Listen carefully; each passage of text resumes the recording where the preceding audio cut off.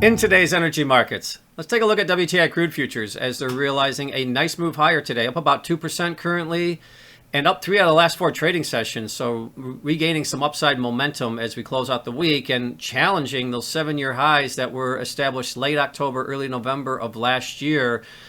84.65 was the closing high in late October, and we're at 83.81 currently, so just shy of the 84 handle and not too far off from those levels that we did see late last fall. And so once again, this upward momentum continuing to be realized throughout the session.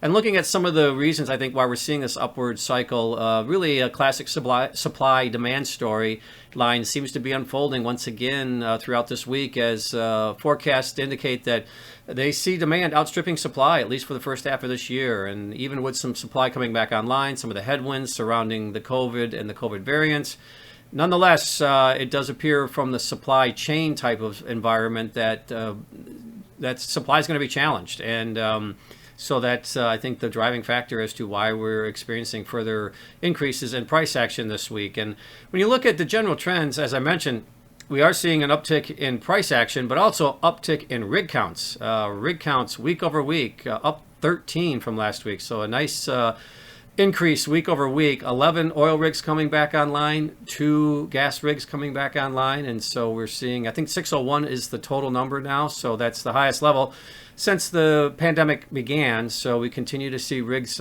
increasing, activity increasing. But as that activity is increasing, we continue to see inventories challenged and forecast for demand outstripping supply in the first half of 2022.